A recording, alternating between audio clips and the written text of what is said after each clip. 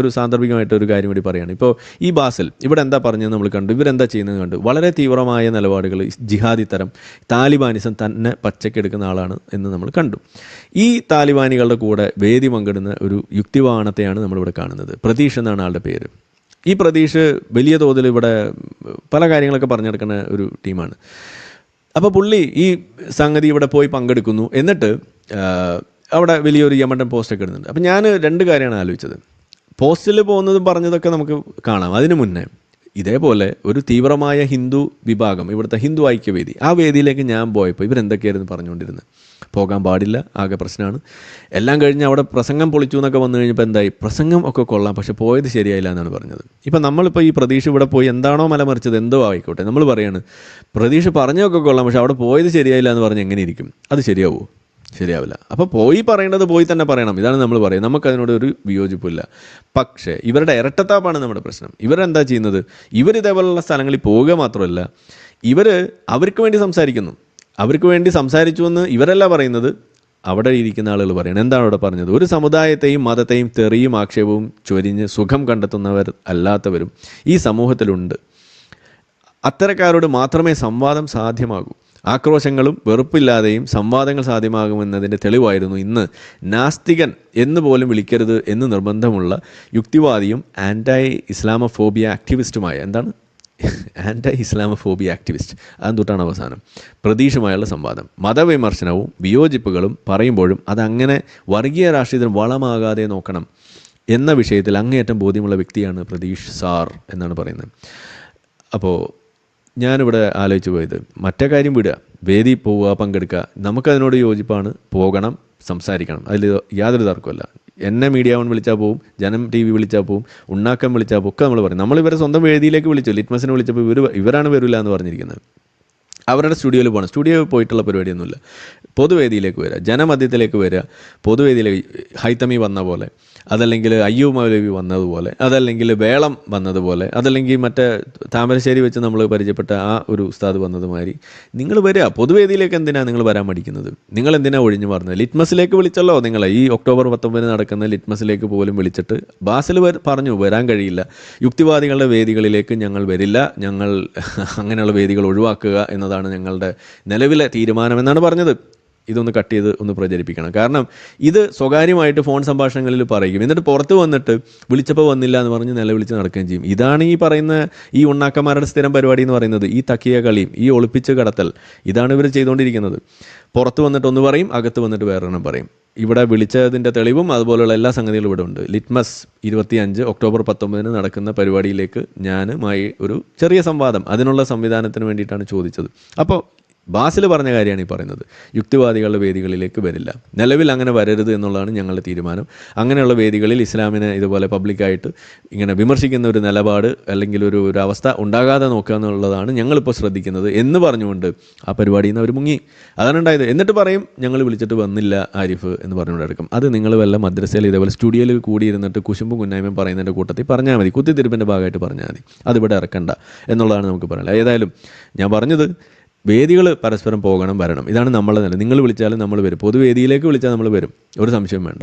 പക്ഷേ ഇവിടെ ഇരട്ടത്താപ്പ് കാണിക്കുന്ന ആളുകൾ അവർക്ക് സൗകര്യമുള്ള പോലെ ചെയ്യുന്നു. ഇവിടെ നമ്മളെപ്പോഴും പറയുന്ന ഒരു കാര്യം, ഇപ്പോൾ TS ശ്യാംകുമാർ എന്ന് പറഞ്ഞൊരു ചങ്ങാതി, പുള്ളി മാധ്യമത്തിൽ പോയിട്ട് ചില ആർട്ടിക്കിളൊക്കെ എഴുതി, അതിവിടെ വലിയ ചർച്ചയായി. അപ്പോൾ പുള്ളി പറഞ്ഞു, അതേ കണ്ടില്ലേ, ഹിന്ദു മതത്തെ വിമർശിച്ചപ്പോൾ ആകെ പ്രശ്നമായി, പുള്ളി ഇതേ സംഘികൾ മുഴുവൻ ഉണർന്നു എന്നൊക്കെ പറഞ്ഞു. ഒരു മണ്ണാങ്കട്ടയിൽ ആൾക്ക് ഞാൻ പച്ച മലയാളത്തിൽ തന്നെ ഞാൻ എഴുതി കൊടുത്ത്, നിങ്ങൾ വെറുതെ ഇരവാദം ഇറക്കരുത്, നിങ്ങൾ വെറുതെ വിഷയത്തെ കൂട്ടി മാറ്റരുത്, ഉസുറും പുളിയും വേണം എന്ന് പച്ചയ്ക്ക് പറഞ്ഞു. കാരണം എന്താണ്, നിങ്ങൾ മാധ്യമത്തിൽ എഴുതിയതല്ല നമ്മുടെ പ്രശ്നം, നിങ്ങൾ എന്താ എഴുതിയത് എന്നുള്ളതാണ് പ്രശ്നം. നിങ്ങൾ എന്താ എഴുതിയത്? മാധ്യമത്തിൽ പോയിട്ട് നിങ്ങൾ എഴുതുകയാണ് ഈ രാമായണ മാസത്തെക്കുറിച്ചുള്ള എഴുത്ത്. രാമായണ മാസത്തെക്കുറിച്ച് നിങ്ങൾ എഴുതുന്നത് എന്താണ്? രാമായണ മാസത്തെക്കുറിച്ച് എഴുതുമ്പോൾ അതിനകത്ത് പോയിട്ട് രാമായണത്തെ ഇകഴ്ത്തുന്നു, അതുപോലെ ഹിന്ദുവായ സംഗതികളൊക്കെ നിങ്ങൾ ഇകഴ്ത്തുന്നു. അതൊന്നും നമ്മുടെ പ്രശ്നമില്ല. പക്ഷേ നിങ്ങൾ അതിന് തൊട്ട് മുന്നേ നിങ്ങൾ വേറൊരു സാധനം എഴുതി. അതെന്താണ്? മുഹമ്മദ് നബിയെ പുകഴ്ത്തിക്കൊണ്ടൊരു സാധനം. അതാണ് നിങ്ങൾ എഴുതിയത്. അത് പുകഴ്ത്തിയത് പോട്ടെ, അങ്ങനെ ഒരു പുകഴ്ത്തൽ യഥാർത്ഥത്തിൽ ഉണ്ടോ ഇല്ലേ? അതായത് ശ്രീനാരായണ ഗുരു മുഹമ്മദ് നബിയെക്കുറിച്ച് പറഞ്ഞു എന്ന് പറഞ്ഞുകൊണ്ട് പറയാത്തൊരു കാര്യം വലിയ പണ്ഡിതൻ എന്ന് സ്വയം അവകാശപ്പെടുന്ന ഈ TS ശ്യാംകുമാർ ആ സാധനത്തിൽ പോയി എഴുതിയിരിക്കുകയാണ്. അതായത് എന്താണ്, ശ്രീനാരായണ ഗുരു മുഹമ്മദ് നബിയെ മണിരത്നം മുത്താണോ എന്ന് ചോദിച്ചു എന്നുള്ള രീതിയിലേക്ക് അവിടെ പറഞ്ഞു. അതായത് ശ്രീനാരായണ ഗുരു മണിമുത്ത് രത്നം എന്ന് മുഹമ്മദ് നബിയെ വിശേഷിപ്പിച്ചു എന്ന രീതിയിലേക്കാണ് അവിടെ പറഞ്ഞു വെക്കുന്നത്. അങ്ങനെ പറഞ്ഞിട്ടില്ല എന്നുള്ളതാണ് ഒന്നാമത്തെ കാര്യം. അപ്പോൾ എന്തിനാണ് ആ പരിപാടിക്ക് നിൽക്കുന്നത്? അപ്പോൾ നിങ്ങൾ ചെയ്യുന്ന എന്താണ്? നിങ്ങൾ ഇതാണ് ഈ ജിഹാദി കൂട്ടിക്കൊടുപ്പ് എന്ന് പറയുന്നത്. ഈ കൂട്ടിക്കൊടുപ്പ് നിങ്ങൾ നടത്തുന്നതുകൊണ്ടാണ് നിങ്ങൾ വിമർശന വിധേയരാകുന്നത്. നിങ്ങൾ ഇതുപോലുള്ള പണിക്ക് ഇറങ്ങുമ്പോൾ ഹിന്ദുമതത്തെ വിമർശിക്കേണ്ടതിന് നിങ്ങളവിടെ വിമർശിക്കുക, ഇസ്ലാമിനെ വിമർശിക്കേണ്ടതിനെ അതങ്ങനെ വിമർശിക്കുക. അവിടെ പോയി വെളുപ്പിക്കാൻ നിൽക്കരുത്. അത് ഇനി എന്തെങ്കിലും ഉള്ളതാണെങ്കിൽ പോട്ടെ, ഇതില്ലാത്തതുണ്ടെന്ന് പറഞ്ഞുകൊണ്ട് വിമർശിക്കുക. പ്രത്യേകിച്ച് എക്സ് മുസ്ലിങ്ങളായിട്ടുള്ള ആളുകൾ, അതിൻ്റെ പ്രശ്നം നേരിടുന്ന ആളുകൾ ഇവിടെ ഉള്ളപ്പോൾ ഇത് പറഞ്ഞാൽ എങ്ങനെയിരിക്കും? അത് നിങ്ങൾ തന്നെ ചോദിക്കാറുള്ളതല്ലേ. ഇപ്പം ഞാനിവിടെ ഇരുന്നിട്ട് ഹിന്ദു മതത്തെ, ബ്രാഹ്മണ്യ മതത്തെയും ബ്രാഹ്മണ്യ സംഗതികളെയൊക്കെ ഞാനിവിടെ പറഞ്ഞ് വലിയ പുകഴ്ത്തലങ്ങ് നടത്തിയാൽ എങ്ങനെയിരിക്കും? അതായത് ഇപ്പോൾ ലോക സമസ്ത സുഖിനോ ഭവന്തു എന്ന് പറയുന്നത് വളരെ മഹത്തമായ ഒരു സംഗതിയാണ് എന്നൊക്കെ ഞാനിവിടെ വെച്ച് കീച്ചിന്ന് വിചാരിക്കുക. എന്തായിരിക്കും TS ശ്യാംകുമാർ പറയുക? ഞങ്ങൾ ദളിതർ ഇവിടെ വലിയ പ്രശ്നത്തിലാണ്, താഴ്ന്ന ജാതിക്കാരെ ബ്രാഹ്മണന്മാർ കൊന്നു തിന്നുകൊണ്ടിരിക്കുകയാണ്, അതിൻ്റെ ഇടയിൽ നിങ്ങളിങ്ങനെ പറഞ്ഞ് ശരിയല്ലാട്ടോ ആരിഫെ എന്നല്ലേ നിങ്ങൾ പറയാം? ഇതന്നെയാണ് നിങ്ങൾ ചെയ്ത പോക്കിരിത്തരം, തെണ്ടിത്തരം, ജിഹാദി കൂട്ടിക്കൊടുപ്പ്. അതാണ് നമ്മൾ പറയുന്നത്. നമ്മളിവിടെ ഇസ്ലാമിൻ്റെ നിയമത്തിൻ്റെ അടിസ്ഥാനത്തിലുള്ള പ്രശ്നങ്ങൾ നേരിടുകയും സ്വന്തം വീട്ടിൽ നിന്ന് പോലും അടിച്ചിറക്കപ്പെടുന്ന അവസ്ഥ ഉണ്ടാവുകയും കുടുംബം വരെ തകരുന്ന അവസ്ഥ ഉണ്ടായിട്ട് അതിൻ്റെ കാര്യം മുൻനിർത്തിയിട്ട് കാര്യങ്ങളിവിടെ പറഞ്ഞുകൊണ്ടിരിക്കുമ്പോൾ നിങ്ങൾ ഈ ജിഹാദി പത്രത്തിൽ പോയിട്ട് എന്താ എഴുതുന്നത്? മുഹമ്മദ് നബിയെ വലിയ പുരുഷനായിട്ട് ചിത്രീകരിക്കുമ്പോൾ നിങ്ങളുടെ മൂട്ടിൽ പെട അവർ തന്നില്ലെങ്കിലല്ലേ അത്ഭുതമുള്ളൂ. ഇതാണ് നമ്മൾ ചോദിക്കുന്നത്. വയലൻസിനെ നമ്മൾ പ്രൊമോട്ട് ചെയ്യുന്നില്ല, പക്ഷേ അടി കിട്ടിക്കഴിയുമ്പോൾ നിങ്ങൾ കിടന്ന് മോങ്ങും. ഇവിടെ ഗൗരി ലങ്കേഷിനെ കുറിച്ച് പറയും. ഈ ഗൗരി ലങ്കേഷും ഈ പറയുന്ന സുഡാപ്പികളുടെ വേദിയിൽ പോയി ഇരുന്നുകൊണ്ട് ഇസ്ലാമിനെ പ്രകീർത്തിക്കുകയും അതുപോലുള്ള പണികൾ ചെയ്യുന്ന പണിയാണ് പലപ്പോഴും ചെയ്തുകൊണ്ടിരുന്നത്. അവരുടെ മാസികകളിൽ പലതും അതാണ് എഴുതിക്കൊണ്ടിരുന്നത്. എന്നിട്ട് വന്നിട്ട് ഹിന്ദുമതത്തിനെ വിമർശിക്കുമ്പോൾ ഈ പറയുന്ന ഹൈന്ദവ തീവ്രവാദികൾക്ക് പിന്നെ കുരു പൊട്ടാൻ വേറെ വല്ലതും വേണമെന്നാണ് നമ്മൾ ചോദിക്കുന്നത്. നിങ്ങൾ തന്നെ ചോദിക്കുന്ന ചോദ്യമാണ് ഞാൻ ഈ ചോദിക്കുന്നത്. ഇപ്പോൾ നമ്മളെ ചാർലി കിർക്കിന് ഉണ്ടായ അവസ്ഥ വന്നപ്പോൾ നിങ്ങളെന്താ പറഞ്ഞത്? ചാർലി കിർക്ക് ഭയങ്കര റേസിസ്റ്റാണ്, പല കാര്യങ്ങളും പറഞ്ഞു. അപ്പോൾ സ്വാഭാവികമായിട്ടും അവർക്കെതിരെ ഉണ്ടാകുന്ന പ്രശ്നമുണ്ട്, അതിൻ്റെ പേരിൽ ഒരു വെടി കൊണ്ടു.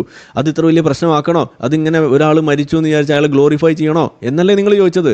ഈ ചോദ്യം തിരിച്ചും ബാധകല്ലേ? ഇതാണ് ഞാൻ ചോദിക്കുന്നത്. ജീവിച്ചിരിക്കുന്ന സമയത്ത് ഈ ഗൗരി ലങ്കേഷ് ചെയ്തത്, അല്ലെങ്കിൽ ജീവിച്ചിരിക്കുന്ന സമയത്ത് ഈ TS ശ്യാംകുമാർ ചെയ്യുന്നത് എന്താണ്? ജിഹാദി കൂട്ടിക്കൊടുപ്പാണ് ചെയ്തുകൊണ്ടിരിക്കുന്നത്. എന്നിട്ട് ഈ പറയുന്ന തീവ്രവാദികൾ ഒരു വെടിയുണ്ട കയറ്റുമ്പോൾ അവിടെ ഇരുന്നിട്ട് മോങ്ങിയിട്ട് കാര്യം ഉണ്ടാവില്ല എന്ന് നിങ്ങൾ പറഞ്ഞ അതേ മറുപടി എനിക്കും പറയാനുണ്ടാവും. അപ്പോൾ വെറുതെ ആ പരിപാടിക്ക് നിൽക്കണ്ടെന്ന് നമ്മൾ പറയുന്നത്. നിങ്ങൾ പറയേണ്ട കാര്യങ്ങൾ പറയാം, പറ്റാത്ത പണിക്ക് നിൽക്കരുത്. ഒന്നുമില്ലെങ്കിൽ ഏറ്റവും മിനിമം ഈ പുൽത്തൊട്ടിയിലെ ചാവാലി പട്ടികളെങ്കിലും ആകാതിരിക്കുക എന്നാണ് പറയാനുള്ളത്. ഈ വിഷയത്തിൽ TS ശ്യാംകുമാറിനെ പോലെയുള്ള ആളുകളോട് എനിക്ക് പറയാനുള്ളതാണ്. ഈ പ്രതീഷിനെ പോലെയുള്ള ഈ പറയുന്ന ആൻറ്റൈ ഇസ്ലാമോഫോബിയ, നിങ്ങൾ എന്താ ഈ പറയുന്നത്? ആൻറ്റൈ ഇസ്ലാമോഫോബിയ എന്ന് പറയുന്നത് നിങ്ങൾക്ക് ഈ സാമാനത്തെക്കുറിച്ച് അറിയില്ല എന്നുള്ളതല്ലേ ഇതിൻ്റെ അർത്ഥം? പ്രതീഷിനെ ഞാൻ പലതവണ നേരിട്ട് വിളിക്കുകയും ഈ പറയുന്ന കാര്യത്തിൽ ഒരു സംഭാഷണമാകാം, സംസാരിക്കാം എന്ന് പറഞ്ഞിട്ട് ആൾ ഒഴിഞ്ഞ് മുങ്ങി നടക്കുകയാണ്. ആൾ പറയും ഞാൻ ബുള്ളി ചെയ്യുന്ന പറയും, നേരിട്ട് വാ സംസാരിക്കാമെന്ന് പറയുമ്പോൾ ബുള്ളി ചെയ്യുമെന്ന് പറഞ്ഞ് ഒഴിഞ്ഞു മാറുക എന്ന് പറയുന്നത് ഇതിൽ പരം നാണക്കേട് തെണ്ടിത്തരം വേറെ എന്താ ഉള്ളത്? ഇതാണ് ഞാൻ ചോദിക്കുന്നത്. നിങ്ങൾക്ക് നിങ്ങൾ പറയുന്നതിൽ ഒരു ധൈര്യമില്ല.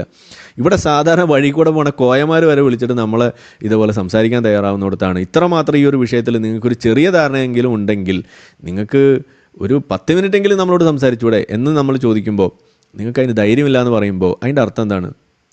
നിങ്ങൾക്ക് ഈ സാമാനത്തെക്കുറിച്ച് ഒരു മണ്ണാങ്കട്ട അറിയില്ല എന്നാണ്. ഞാൻ ഇപ്പോഴും വെല്ലുവിളി വെക്കുകയാണ്. പ്രതീക്ഷനെ ഞാൻ പച്ചയായിട്ട് ആ ഭാഷയിൽ തന്നെ ഞാൻ വെല്ലുവിളിക്കുകയാണ്. അതായത് നിങ്ങൾ ഈ ഇസ്ലാമോഫോബിയ എന്ന് പറയുന്ന സാധനത്തിന് ഇതുപോലെ ആൻറ്റൈ ഇസ്ലാമോഫോബിയ ഒരു ആക്ടിവിസമായിട്ടൊക്കെ കൊണ്ട് നടക്കുന്നുണ്ടെങ്കിൽ ഞാൻ നിങ്ങളെ വെല്ലുവിളിക്കുകയാണ്. പ്രതീഷ് വരിക, സംസാരിക്കുക, എന്താണ് ഇസ്ലാമോഫോബിയ എന്ന് ഞാൻ നിങ്ങൾക്ക് പഠിപ്പിച്ചുതരാം.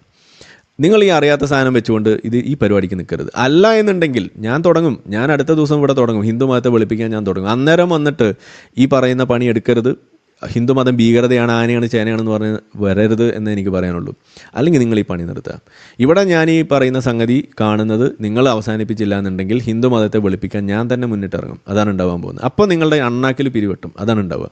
അപ്പോൾ ഇവിടെ വന്നിട്ട് നിലവിളിച്ചിട്ട് കാര്യമുണ്ട്. എനിക്കത് ചെയ്യുന്നതിന് ഒരു മടിയില്ല. കാരണം ഈ സാധനത്തെ വെളുപ്പിക്കാൻ വേണ്ടി ഇറങ്ങിയാൽ അത് നമുക്ക് സാധിക്കും. വേണ്ടാന്ന് വിചാരിച്ചിട്ട്. കാരണം ഹിന്ദുമതത്തെ വെളുപ്പിക്കാൻ വളരെ എളുപ്പമാണ്. കാരണം എന്താണ്? കാരണം ഈ പറയുന്ന തഫ്സീർ ഇല്ലാത്തൊരു സാധനമാണ് ഹിന്ദുമതം എന്ന് പറയുന്നത്. ഇസ്ലാം എന്ന് പറഞ്ഞാൽ തഫ്സീറുള്ള സാധനമാണ്. എന്ന് വെച്ചാൽ അതിൽ എഴുതി വെച്ചിട്ടുണ്ട്, അത് അങ്ങനെ നിങ്ങൾക്ക് പറയാൻ പറ്റുള്ളൂ. 6-ാം വയസ്സിൽ കെട്ടി പൂശി 9-ാം വയസ്സിൽ പൂശി എന്ന് പറഞ്ഞാൽ അതിനി കിയാമത്ത് നാളായാലും അത് അങ്ങനെ തന്നെ നിങ്ങൾക്ക് പറയാൻ പറ്റുള്ളൂ. അത് അന്നത്തെ കാലമല്ലേ എന്ന് പറഞ്ഞ് നിങ്ങൾക്ക് തള്ളാൻ കഴിയില്ല. അതേസമയം ഹിന്ദുമതത്തിൽ നിങ്ങൾ ഒരു സാധനം അന്ന് കണ്ടു, ഇന്ന് എനിക്ക് വേണമെങ്കിൽ പറയാം അത് അന്നത്തെ കാലത്ത് പറഞ്ഞാണ്. ഇപ്പോൾ ലോക സമസ്ത സുഖിനോ ഭവന്തോ അതിനകത്ത് എന്തോ പശുവിൻ്റെ കാര്യം പറഞ്ഞു എന്ന് പറയുമ്പോൾ ഇപ്പോൾ നമ്മൾ കേൾക്കുന്ന അതിൻ്റെ എക്സ്പ്ലനേഷൻ എന്താണ്? ആ പശു എന്ന് പറഞ്ഞു കഴിഞ്ഞാൽ നമ്മളുടെ മറ്റേ പശു അല്ല, മൃഗം എന്നുള്ളതാണ് അതുകൊണ്ട് ഉദ്ദേശിക്കുന്നത്. ആ മൃഗങ്ങൾക്കും അവിടെ സൗഖ്യമുണ്ടാകട്ടെ. ബ്രാഹ്മണൻ എന്ന് പറഞ്ഞാൽ എന്താണ്? ബ്രാഹ്മണൻ എന്ന് പറഞ്ഞാൽ മറ്റേ പൂണിലിട്ട് നടക്കുന്ന ആളല്ല, അത് ഈ ബ്രഹ്മത്തെ അറിഞ്ഞവൻ, അത് പഠിച്ചവൻ, മനസ്സിലാക്കിയവൻ എന്ന അർത്ഥമാണ്. അതിൽ എല്ലാവരും പെടും. ഈ സാധനമൊക്കെ പിന്നീട് വന്ന ആളുകൾ അതിനെ കോട്ടി മാറ്റി ഉസുറും പൊളിയില്ലാത്ത ആളുകളാണ് അതൊക്കെ പിന്നെ ഈ ജാതി വ്യവസ്ഥ ഇതുണ്ടാക്കിയത്. അത് പണ്ട് യഥാർത്ഥ ഒറിജിനൽ ഈ സാധനത്തിൽ ഇല്ല എന്ന് വരെ പറഞ്ഞ് അതിനെ വെളുപ്പിക്കുന്നത് ഇന്ന് ഞാൻ നിങ്ങൾക്ക് കേൾപ്പിച്ചുതരാം. അപ്പോൾ അത് നിങ്ങൾ എടുക്കുമോ? ഇല്ലല്ലോ. അപ്പോൾ പിന്നെ എന്തിനാണ് ഈ പണിക്ക് നിൽക്കുന്നത്? ഇതാണ് ഞാൻ ചോദിക്കണത്. ഞാൻ ആദ്യം പറഞ്ഞതന്നെയാണ് ഇവിടെ പറയുന്നത്. നിലവിൽ പ്രസിഡൻസ് ഉള്ളത് ഇസ്ലാമിക വൽക്കരണം, ഇസ്ലാമിക ജിഹാദി ഭീകരത, അതിനുള്ള എക്സാമ്പിൾസ് അതിവിടെ ഉള്ളപ്പോൾ അതിനെ മുൻനിർത്തിയിട്ട് നമ്മൾ കാര്യങ്ങൾ പറയുമ്പോൾ അതിൻ്റെ ഇടയിൽ കൂടെ നിങ്ങൾ ഈ ആൻറ്റി ഇസ്ലാമോഫോബിയ സാമാനമായിട്ട് ഇറങ്ങുമ്പോൾ നിങ്ങൾ ചെയ്യുന്ന പണി സത്യത്തിൽ ജിഹാദി കൂട്ടിക്കൊടുപ്പ് തന്നെയാണ് എന്ന് ഞാനിവിടെ പറയുകയാണ്. ജിഹാദി കൂട്ടിക്കൊടുപ്പ് തന്നെയാണ് ഈ പ്രതീക്ഷനെ പോലെയുള്ള ആളുകൾ ചെയ്യുന്നത്. സത്യത്തിൽ ഈ പറയുന്ന പണി തന്നെയാണ്. അതുകൊണ്ട് നിങ്ങൾക്ക് പറ്റുന്ന പണി നിങ്ങൾ എടുക്കുമ്പോഴും ഞാൻ നിങ്ങളോട് പറയുന്നത് ഇത്രയേ ഉള്ളൂ. നമ്മൾ എടുത്തുകൊണ്ടിരിക്കുന്ന പണിയിൽ വെള്ളം കോരി ഒഴിക്കുന്ന പണിയാണ് നിങ്ങൾ എടുക്കുന്നത് എന്നതുകൊണ്ട് വിമർശനം ഉണ്ടാവും. നിങ്ങളെ നമ്മൾ വിളിക്കും പുൽത്തൊട്ടിയിലെ ചാവാലിപ്പട്ടി എന്ന് തന്നെ വിളിക്കും. കാരണം എന്താണ്? നിങ്ങൾക്ക് ഈ പണി വൃത്തിക്ക് ചെയ്യാനും അറിയില്ല. നമ്മൾ ഈ സാധനത്തിനെ എക്സ്പോസ് ചെയ്യാൻ വേണ്ടി കാണിക്കുമ്പോൾ ഇതൊരു ഇസ്ലാമോഫോബിയ അല്ല, ഇസ്ലാമോഫിയർ ആണ് വേണ്ടത്, യഥാർത്ഥത്തിലുള്ള ഭയമാണ് വേണ്ടത്, അതൊരു പേപ്പട്ടി മതമാണെന്ന് പറയുമ്പോൾ നിങ്ങളവിടെ വന്ന് നിന്നിട്ട് അങ്ങനെ പറയരുതേ എന്ന് പറയുന്ന ഒരാളായിട്ട് മാറുമ്പോൾ അത് ഒരു ചാവാലിപ്പട്ടിയുടെ പണി തന്നെയാണ്. അത് നമുക്കിവിടെ പറയാതിരിക്കാൻ കഴിയില്ല. സോ ഇതാണ് ഇവിടുത്തെ ഒരു വിഷയം. ഈ 2 കാര്യമാണ് നമുക്കിതിനകത്ത് പറയാനുള്ളത്. പിന്നെ മറ്റൊരു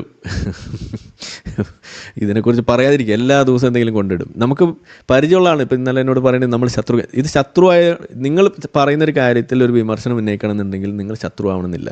നിങ്ങൾ പറയുന്ന പ്രശ്നം ഉണ്ടായാൽ മതി. ഈ പറയുന്ന വിഷയത്തിൽ വിയോജിപ്പ് ഉണ്ടാകുമ്പോൾ നമ്മൾ പറയും. അപ്പോൾ അത് പറയുന്ന സമയത്ത് ഉടനെ അത് ശത്രുവാണെന്ന് കാണുന്നത് എന്തിനാണെന്നാണ് ഞാൻ ചോദിക്കുന്നത്. നിങ്ങൾക്ക് ഞാൻ പറയുന്ന കാര്യത്തിൽ നിങ്ങൾക്ക് വിയോജിപ്പുണ്ടെങ്കിൽ നിങ്ങൾ അതിൻ്റെ താഴെ എഴുതുന്നുണ്ടല്ലോ. ഇപ്പോൾ ഈ ജനോസൈഡ്, ഇന്നിപ്പോൾ UN-ൻ്റെ പുതിയ റിപ്പോർട്ട് വന്നെന്നാണ് പറയുന്നത്. ആ റിപ്പോർട്ട് നിങ്ങളൊന്ന് വായിക്കുക. കൃത്യം 72 പേജാണ് അവർ എഴുതി വെച്ചിരിക്കുന്നത്. ഞാൻ സത്യത്തിൽ അത് കണ്ടിട്ട് ചിരിച്ചു പോയി. 72 പേജ് കേട്ടോ, ആരും ചിരിക്കാൻ പാടില്ല. ആ പേജിലുള്ള സാധനങ്ങൾ നിങ്ങൾ മുഴുവൻ വായിച്ചു കഴിഞ്ഞാൽ ഒരു റിപ്പോർട്ട്, ഒരു അന്വേഷണ റിപ്പോർട്ട് എന്നൊക്കെ പറയുമ്പോൾ നിങ്ങൾ ഏറ്റവും മിനിമം ചെയ്യേണ്ട എന്താണ്?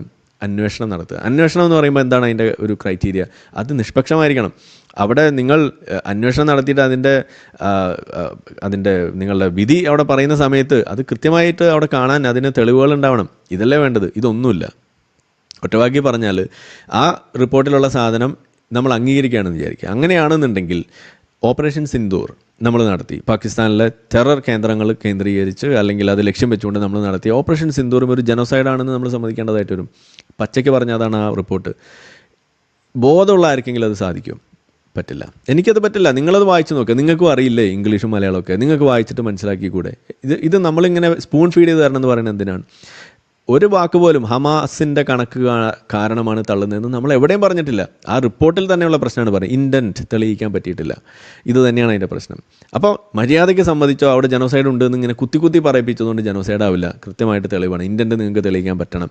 അത് തന്നെയാണ് അവിടെ പ്രശ്നം. അപ്പോൾ അവിടെ ഹോസ്റ്റേഴ്സിനെ റിലീസ് ചെയ്യാൻ വേണ്ടി, അവിടെയുള്ള ഹമാസിനെ നശിപ്പിക്കാൻ വേണ്ടിയിട്ട്, അവിടുത്തെ ജനങ്ങളെ ഒഴിവാക്കാൻ വേണ്ടിയിട്ട് ശ്രമിക്കുമ്പോൾ, അവരെ മാറ്റിക്കൊണ്ട് ഈ പറയുന്ന തീവ്രവാദ കേന്ദ്രങ്ങളെ ആക്രമിക്കാൻ വേണ്ടി ശ്രമിക്കുമ്പോൾ ഇതിലെവിടെയാണ് നിങ്ങൾക്ക് ഈ ഇൻറ്റൻറ്റ് സ്ഥാപിക്കാൻ കഴിയുന്നത് നമ്മൾ ചോദിക്കുന്നത്? നിങ്ങൾക്ക് ഒരിക്കലും സാധിക്കാൻ കഴിഞ്ഞിട്ടില്ല. ആ റിപ്പോർട്ടിൽ നിങ്ങൾ ഒന്നുകൂടി ഇരുന്ന് വായിച്ച് നോക്കുക. അതാണ് നമുക്ക് പറയാനുള്ളത്. പച്ചയ്ക്ക് പറഞ്ഞാൽ ഇത് ഏതെങ്കിലും ഒരു കോർട്ടിൽ നിങ്ങൾ കൊണ്ടുകൊടുത്താൽ കോടതി എടുത്ത് ദൂരെ കളയും, ചവറ്റുകോട്ടയിലിടും. അതാണ് ഉണ്ടാവുക. ഇനി ഒന്നും വേണ്ട, നിങ്ങൾക്ക് മനസ്സിലാക്കാൻ വേണ്ടിയിട്ട് ജനോസൈഡ് സ്ഥാപിക്കണം എന്നുണ്ടെങ്കിൽ ഏറ്റവും മിനിമം വേണ്ടത് ഇൻറ്റൻറ്റ് സ്ഥാപിക്കാൻ കഴിയുന്നത്. ഇതാണ് അതിൻ്റെ തുറുപ്പ് ചീട്ട്.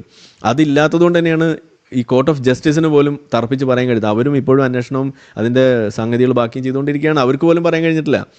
ഇരിക്കുന്ന സമയത്താണ് ഈ ബാക്കിയുള്ള ആൾ വന്നിട്ട് അതേ ജനോസൈഡ് ഉണ്ട് ഓരോ ടീമിനെ കൊണ്ട് വിളിച്ചു കൂവിക്കുന്നത്. നടക്കില്ല എന്ന് പറയുന്നത് അതാണ്. അപ്പോൾ അവിടെ നമ്മൾ നിങ്ങളോട് ചോദിക്കുന്നത്, ഇപ്പോൾ ഈ നൂറിനോടൊക്കെ നമ്മൾ ചോദിക്കുന്നൊരു കാര്യമാണ്. ഒറ്റ ചോദ്യം, അതിനൊരു യെസ് ഓർ നോ പറഞ്ഞിട്ട് ബാക്കി. അതായത് ഗാസയിൽ ഈ ഹമാസ് അവിടുത്തെ സിവിലിയൻസിനെ ഹ്യൂമൻ ഷീൽഡ്സ് ആയിട്ട് ഉപയോഗിക്കുന്നുണ്ടോ ഇല്ലേ? ഇതാണ് നിങ്ങൾ ഉത്തരം തരേണ്ട ഒരു സംഗതി. അതിന് നിങ്ങൾ ഉത്തരം പറയുക. എന്നാൽ ബാക്കി നമുക്ക് പറയാം. ഹ്യൂമൻ ഷീൽഡ്സ് ആയിട്ട് ഉപയോഗിക്കുന്നുണ്ട് എന്ന് നിങ്ങൾ സമ്മതിച്ചാൽ എന്താണ് അതിൻ്റെ അർത്ഥം? അതായത് നിങ്ങളിപ്പോൾ ഒരാൾ വെടിവെക്കാൻ നിങ്ങളെ നോക്കുമ്പോൾ നിങ്ങൾ വേറൊരാളെ പിടിച്ച് മുന്നിൽ നിർത്തി ഒളിക്കാൻ ശ്രമിക്കുമ്പോൾ എന്താണ് അതിൻ്റെ അർത്ഥം? ആ വെടിവെക്കാൻ വരുന്ന ആൾ, ആ മുന്നിൽ നിൽക്കുന്ന ആൾ വെടിവെക്കില്ല എന്ന ഒരു ഉറപ്പ് നിങ്ങൾക്കുള്ളതുകൊണ്ടാണ് അയാളുടെ പിന്നിൽ നിങ്ങൾ ഒളിക്കുന്നത്. എന്നുവെച്ചാൽ ആ മുന്നിൽ നിർത്തിയ ആളെ വെടിവെക്കാനുള്ള ഇൻറ്റൻറ്റ് ഇല്ല എന്ന് തന്നെയാണ്. അപ്പോൾ നിങ്ങൾക്ക് അറിയാം ഇൻറ്റൻറ്റ് ഇല്ല, അതുകൊണ്ടാണ് അയാളുടെ പിന്നിൽ നിൽക്കുന്നത്. അതിനെയാണ് ഹ്യൂമൻ ഷീൽഡ് നമ്മൾ വിളിക്കുക. ദർഫോർ അതെന്താ സ്ഥാപിക്കുന്നത്? ഗാസക്കാരായിട്ടുള്ള സിവിലിയൻസ് ആയിട്ടുള്ള ആളുകളെ വെടിവെച്ച് കൊല്ലണം, അവരെ തീർക്കണം എന്ന ഒരു ഇൻറ്റൻറ്റ് ഈ പറയുന്ന ഇസ്രായേലിനുണ്ടായിരുന്നുണ്ടെങ്കിൽ നിങ്ങൾ ഒരിക്കലും അവരെ ഹ്യൂമൻ ഷീൽഡ്സ് ആക്കില്ല എന്നതാണ് അതിൻ്റെ കാര്യം.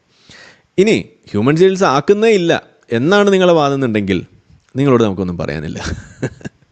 പിന്നെ നമുക്ക് നിങ്ങളോട് പറയാനുള്ളത് എന്താണ്? നിങ്ങൾക്ക് ഈ വിഷയത്തെക്കുറിച്ചൊരു മണ്ണാങ്കട്ടെ അറിയില്ല എന്നുള്ളത് തന്നെയാണ്. ഹ്യൂമൻ ഷീൽഡ്സിനെ വെക്കുമെന്നും അത് നെസസറി സാക്രിഫൈസ് ആണ് എന്നും ഈ നഴ്സറി സ്കൂളുകൾക്ക് അടിയിലും ഹോസ്പിറ്റൽസിൻ്റെ അടിയിലും അതുപോലെ ഓരോ സിവിലിയൻ സ്ട്രക്ചേഴ്സിൻ്റെ അടിയിലും തുരങ്കം പണിതിരുന്ന് ഈ ചെയ്യുന്ന സംഗതിയെ പിന്നെ എന്ത് വാക്ക് ഉപയോഗിച്ചിട്ട് വിളിക്കണം എന്നാണ് പറയേണ്ടതെന്ന് നിങ്ങളൊന്ന് പറഞ്ഞുതരാം. നിങ്ങളുടെ ഡിക്ഷണറിയിൽ അതിനെന്തെന്നാണ് ഉപയോഗിക്കുന്ന വാക്ക് എന്നൊന്ന് പറഞ്ഞുതരാം. ഇതുപോലെയുള്ള ഇതിൻ്റെ വളരെ ബേസിക് ആയിട്ടുള്ള കാര്യങ്ങൾ പോലും നിങ്ങൾക്കൊരു ധാരണയില്ലാതെ ഇതേപോലെ നിന്ന് മെഴുകുമ്പോൾ ആണ് നമുക്ക് വിയോജിപ്പുകൾ പറയേണ്ടി വരുന്നത്. ഇത് അറിയുന്നത് കൊണ്ടാണ് നമുക്ക് ഈ ധൈര്യത്തോടു കൂടി 1 ലക്ഷവും 2 ലക്ഷവും 10 ലക്ഷം വരെയൊക്കെ നിങ്ങൾക്ക് ജനോസൈഡ് ഉണ്ടെന്ന് തെളിയിച്ചാൽ ഓഫർ വെക്കാൻ കഴിയുന്നത്. ഇതാണ് നമ്മൾ പറയുന്നത്. ഇനി പോട്ടെ, ഇനി ഇതൊക്കെ നിങ്ങൾ ചെയ്യുമ്പോൾ യഥാർത്ഥത്തിൽ സംഭവിക്കുന്ന എന്താണ്? ഇതൊരു വലിയ ഗൗരവമുള്ളൊരു വിഷയമാണ്. ആ ഗൗരവമുള്ള വിഷയത്തെ ഈ ജനോസൈഡ് എന്നൊക്കെ പറയുന്ന സംഗതി ഇതുപോലെ നിങ്ങൾ ഇങ്ങനെ പുട്ടിന് പീരിടുന്ന കണക്ക് ഇങ്ങനെ ഇടയ്ക്കിടയ്ക്ക് ഇങ്ങനെ പറഞ്ഞുകൊണ്ടിരിക്കുമ്പോൾ ഇത് ലഘൂകരിക്കപ്പെടുകയാണ്. ഇങ്ങനെ ഒരു ചെറിയ യുദ്ധം, ഒരു കശപിശുണ്ടായി ഉടനെ ജനോസൈഡാണെന്ന് പറയുന്ന രീതിയിലേക്ക് വരുമ്പോൾ യഥാർത്ഥത്തിൽ ജനോസൈഡ് നടക്കുന്ന സ്ഥലങ്ങൾ, അതിൻ്റെ പ്രശ്നം അനുഭവിക്കുന്ന ആളുകൾ അവരെ നോക്കി കളിയാക്കാണ് നിങ്ങൾ ചെയ്തുകൊണ്ടിരിക്കുന്നത്. ഇന്നിപ്പോൾ സുഡാനിൽ നടക്കുന്ന വിഷയം, യമനിൽ നടക്കുന്ന വിഷയങ്ങൾ, ഇതൊക്കെ നിങ്ങൾ കളിയാക്കുന്നതിന് തുല്യമാണ്. ഈ ബംഗ്ലാദേശിൽ നടന്ന വിഷയം ജനോസൈഡല്ലേ, എത്നിക് ക്ലൻസിങ് അല്ലേ അവിടെ നടക്കുന്നത്? അതിനെക്കുറിച്ച് നിങ്ങൾക്ക് ഒന്നും പറയാനില്ല എന്നുള്ളത് പോട്ടെ, അവിടെ നടക്കുന്ന ആളുകളെ നിങ്ങൾ കളിയാക്കല്ലേ ചെയ്യുന്നത്?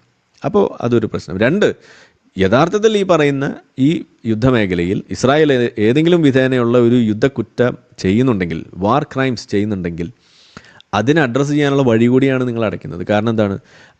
ഇസ്രായേൽ ജനോസൈഡ് മാത്രമാണ്, അല്ലെങ്കിൽ ജനോസൈഡലായിട്ടുള്ള സംഗതികളാണ് അവർ ഫോക്കസ് ചെയ്യുന്നത്, അതിന് വേണ്ടിയിട്ടാണ് ഇറങ്ങിത്തിരിക്കുന്നത് എന്ന് പറയുമ്പോൾ ശ്രദ്ധ മുഴുവൻ അതിലേക്ക് പോവുകയും ഈ പറയുന്ന വാർ ക്രൈംസിലേക്കുള്ള ശ്രദ്ധയോ അതിന് വേണ്ടിയിട്ടുള്ള കാര്യങ്ങളോ ഒന്നും ഉയർത്തുന്നില്ല. ഞാൻ ഇപ്പോഴും പറയുന്ന ഒരു കാര്യമാണ്, നിങ്ങൾ ഇസ്രായേൽ വാർ ക്രൈം കമ്മിറ്റ് ചെയ്യുന്നു, ഇന്നത് ശരിയായില്ല എന്ന് പറഞ്ഞ് നിങ്ങൾ ഇസ്രായേലിൻ്റെ പിന്നാലെ കൂടിയൊക്കെ ഈ ജനോസൈഡിൻ്റെ കാര്യം പറഞ്ഞ് ഇസ്രായേലിൻ്റെ പിന്നാലെ കൂടുന്നതിനേക്കാൾ കൂടുതൽ ഇസ്രായേൽ കോർണർ ചെയ്യപ്പെടുക ഈ വാർ ക്രൈം ഉണ്ട് എന്ന് നിങ്ങൾ ക്രൈ ചെയ്യുമ്പോഴാണ്. ഇത് നിങ്ങളൊന്ന് പരീക്ഷിച്ച് നോക്കൂ. ഇതാണ് എനിക്ക് പറയാനുള്ളത്. കാരണം ഇതുവരെയുള്ള ഈ 2023 ശേഷം ഒക്ടോബർ 7 ശേഷം നടന്നുകൊണ്ടിരിക്കുന്ന ഈ യുദ്ധത്തിൽ ഇന്ന് വരെയുള്ള സമയങ്ങളിൽ എപ്പോഴെങ്കിലും ഇസ്രായേൽ ഒന്ന് പകച്ചു നിന്നിട്ടുണ്ടെങ്കിൽ, ഒന്ന് ഈ പറയുന്ന വിഷയത്തിൽ വിശദീകരണങ്ങൾ നടത്താൻ വേണ്ടിയിട്ട് മെനക്കെട്ടിട്ടുണ്ടെങ്കിൽ, മാപ്പ് പറഞ്ഞിട്ടുണ്ടെങ്കിൽ, അക്കൗണ്ടബിലിറ്റി പൊക്കി വെച്ചിട്ടുണ്ടെങ്കിൽ എപ്പോഴാണ് പറഞ്ഞിട്ടുള്ളത്? വാർ ക്രൈംസ് നോട്ടിഫൈ ചെയ്തപ്പോഴാണ്. അതേസമയം നിങ്ങൾ എപ്പോഴൊക്കെ ഈ ജനോസൈഡ് പറഞ്ഞിട്ടുണ്ടോ അവർ ആ സാധനം നോക്കുന്ന പോലുമില്ല, റൈറ്റ് അവേ അത് തള്ളിക്കളഞ്ഞുകൊണ്ട് അവർ മുന്നോട്ട് പോകണം. കാരണം എന്താണ്? ഇൻറ്റൻറ്റ് തെളിയിക്കാൻ കഴിയില്ല, ഇൻറ്റൻറ്റ് ഇല്ല എന്നുള്ളത് അവർക്കും അറിയാം, നിങ്ങൾക്ക് തെളിയിക്കാൻ കഴിയില്ല എന്നുള്ളതും അവർക്കറിയാം. അതുകൊണ്ടാണ്. അപ്പം നിങ്ങൾ വാർ ക്രൈമിനെ കുറിച്ച് പറയണം, അതാണ് നമ്മൾ പറയുന്നത്. അപ്പം ഇത് പറഞ്ഞില്ല എന്നുള്ളെങ്കിൽ പ്രശ്നം എന്താണ്? ഇത് അവർക്ക് കൂടുതൽ സ്വാതന്ത്ര്യം കൊടുക്കുക ചെയ്യുന്നത്. ഇസ്രായേലിന് അവർക്ക് തോന്നിയ രീതിയിലേക്ക് യുദ്ധം കൊണ്ടുപോകാനുള്ള സ്വാതന്ത്ര്യം നിങ്ങൾ തന്നെയാണ് വെട്ടി കൊടുത്തുകൊണ്ടിരിക്കുന്നത്. അപ്പോൾ നിങ്ങളുടെ ലക്ഷ്യം എന്തെന്നുള്ളത് നിങ്ങൾ പോലും മറന്നു പോകുന്നു. നിങ്ങൾ ഈ പൊളിറ്റിക്കൽ റെട്ടറിക്കിന് വേണ്ടിയിട്ട് മാത്രം ശബ്ദിക്കുന്ന ആളുകളാകുമ്പോൾ ഉണ്ടാകുന്ന പ്രശ്നമാണ് ഈ പറയുന്നത്. നിങ്ങൾക്ക് സൗകര്യം ഉണ്ടെങ്കിൽ നിങ്ങൾ മനസ്സിലാക്കുക, കേൾക്കുക, മുന്നോട്ട് പോവുക. പക്ഷേ ഇതാണ് അതിൽ സംഭവിക്കുന്നത് എന്നാണ് പറയുന്നത്. പോട്ടെ, ഇവിടെ ഇതേ വ്യക്തി ഈ പറയുന്ന നമ്മൾ ഇടയ്ക്കിടയ്ക്ക് ഇങ്ങനെ ഓരോ മണ്ടത്തരങ്ങൾ എഴുന്നള്ളിക്കുന്നുണ്ട്, നമ്മൾ പറയേണ്ടി വരും. ഇവിടെ ഒരു ചോദ്യം, യമണ്ടൻ ചോദ്യമാണ് ചോദിച്ചത്, എന്തുകൊണ്ടാണ് TJ ജോസഫ് മാഷ് കേരളത്തിലെ ഏറ്റവും വലിയ സ്വതന്ത്ര ചിന്തകരെന്ന് അവകാശപ്പെടുന്നവരുടെ വേദികളിലെ സ്ഥിരം സാന്നിധ്യമാകുന്നത്? ഇതാണ് ചോദ്യം. ഞാൻ അതിൻ്റെ അടിയിലൊരു മറുപടി നമ്മൾ കൊടുത്തിട്ടുണ്ട്. ആ മറുപടി ഇത്രയേ ഉള്ളൂ. അതായത് ജോസഫ് മാഷയുടെ ആ കയ്യും കാലൊക്കെ വെട്ടിയെടുത്തത് ശരിയായി എന്ന് പറയുന്ന ഒരു കൂട്ടം മുസ്ലിങ്ങൾ, കയ്യും കാലും അല്ലായിരുന്നു വെട്ടേണ്ടിയിരുന്നത്, തലയായിരുന്നു വെട്ടേണ്ടിയിരുന്നത് എന്ന് പറയുന്ന ഒരു കൂട്ടം മുസ്ലിങ്ങൾ, അതും കൂടാതെ ഈ ജോസഫ് മാഷിൻ്റെ ഒരു പരിപാടികൾ അല്ലെങ്കിൽ പോസ്റ്ററുകൾ, ഇപ്പോൾ അവാർഡ് കിട്ടിയപ്പോൾ അതിൻ്റെ എന്തെങ്കിലും ഒരു പുസ്തകത്തിൻ്റെ ഒരു അവാർഡ് കിട്ടിയതിൻ്റെ ഒരു വാർത്ത വരുമ്പോൾ ഇതിൻ്റെയൊക്കെ താഴെ വന്നിട്ട് കൊലവിളി നടത്തുന്ന മുസ്ലിങ്ങൾ ഇന്നുണ്ട്. സഫാരി ചാനലിൻ്റെ ചരിത്രത്തിൽ തന്നെ ഒരു വീഡിയോയുടെ കമൻറ്റ് ബോക്സ് പൂട്ടി വെക്കേണ്ടി വന്നിട്ടുണ്ടെങ്കിൽ അത് ജോസഫ് മാഷിൻ്റെ അനുഭവം പറയുന്ന വീഡിയോയുടെ താഴെയാണ്.